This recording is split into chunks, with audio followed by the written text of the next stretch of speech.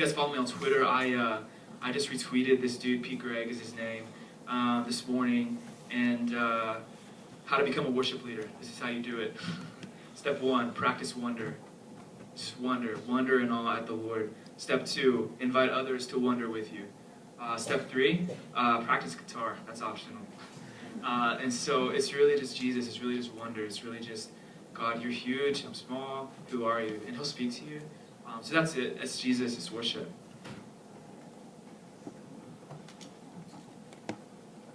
If you see a question, hands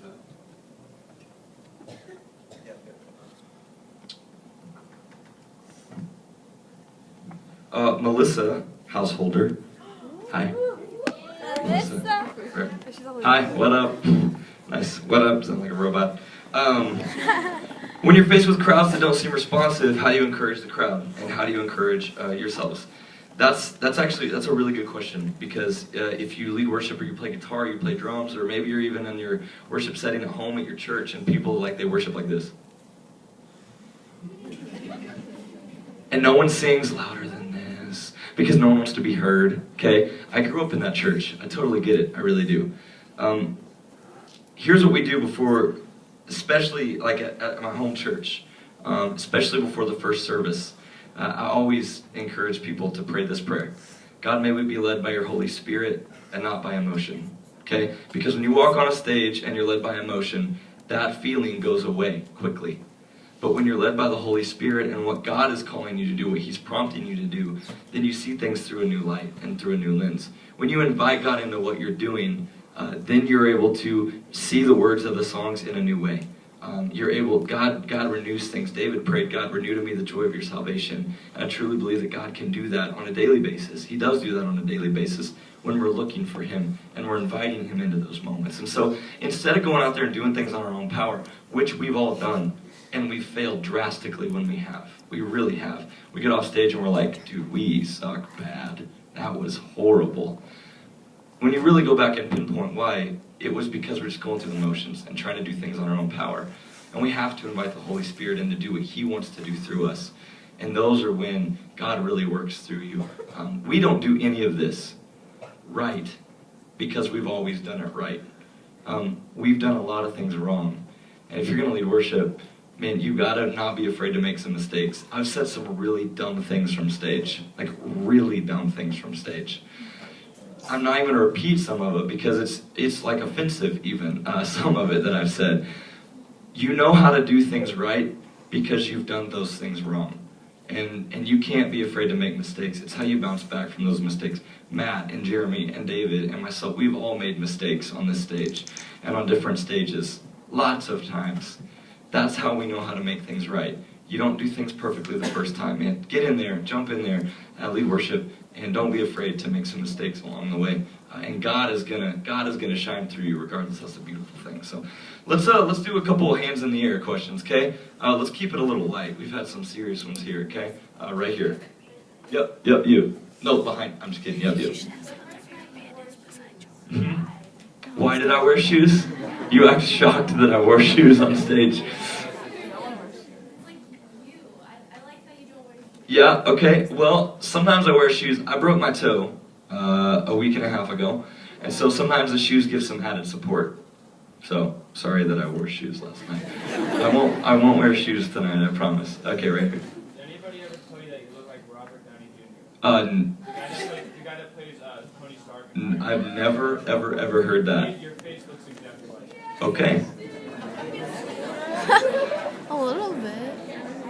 I've heard Landry Jones. I've heard Luke Bryan.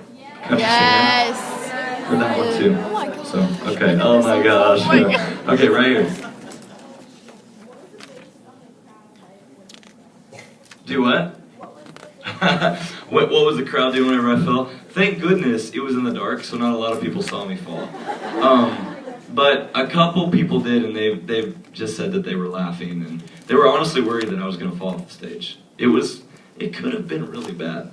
I may not have been here this week with you guys if I would have fallen off that stage. So, but I didn't. I think angels picked me up and carried me over. I'm just kidding. I'm not going there. Yeah. Writer's block. Nope. Nope. Yes, of course we get writer's block. That's a good question. I'm going to let Dave answer kind of how we go about the writing process to answer that a little bit. Yeah, it's a little different for every song, of course. But one of the things that, like the inception of it, it kind of usually has two avenues. One starting more lyrically, and one maybe starting more like musically. And I'm not very good at writing with like lyrics, with like, you know, poetry and rhyming. I'm so bad at that. But I can sit there and I'll like play my guitar forever. So a lot of times I'll come to the table with a lot of like little ideas musically. And but regardless, anything lyrically you have to offer will almost always start within our quiet times, or just us in our reading, our daily devotional, whatever, something like that, or even just hearing a message and that message just kind of sinking in.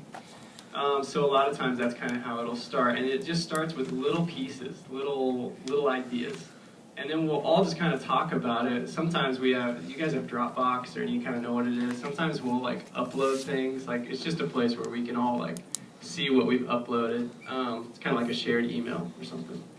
But so we'll put the little ideas up there, we'll talk about it, and we'll be like, man, I'm really excited about this. This is my vision. I think it could go here or there with it. And then Matt maybe, like, he'll come back and be like, oh, dude, I was thinking the exact same thing when I heard it. That was really cool. Yeah, we should work on it. And then we'll all get together and we'll just kind of like dump the wheelbarrow of ideas out. And it's just a bunch of pieces, and some of them are farther along than others. But then we just kind of like hash them out. We just kind of work on it, try and get like a structure. But the most important thing is we just kind of take our time with it. I think it's important to kind of go in stages. It's good if you have time anyways.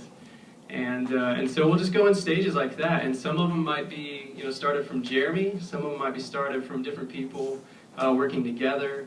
But the whole idea is, of course, just to come up with like, well, what can we do to kind of like complete this? It's sort of like putting together a puzzle a little bit.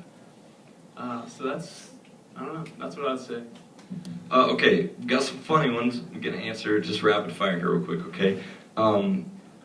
What is your thought on turtles? Okay. I like turtles. Has anyone seen that YouTube video? You need to look it up if you haven't. Totally funny that a zombie kid says, I like turtles. Where is Jeremy from? He has a cool accent.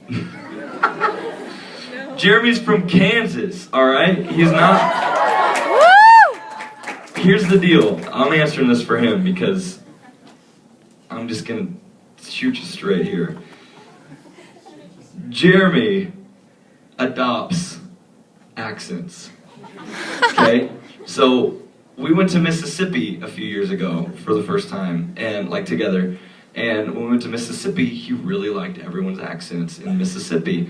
So he started kind of getting a southern drawl, you know, a little bit, on a few things, like sweet tea, like he'd say that, saying y'all. Before that, Jerry loves Hillsong United, loves Australia, and everything about Australia. And so Jeremy was kind of saying words in an Australian accent. And then we went to Mississippi. So then there was a marriage of like Australia and Mississippi for Jeremy there. Then, literally like the next weekend, we drove up to Michigan. And we were in Michigan then. And so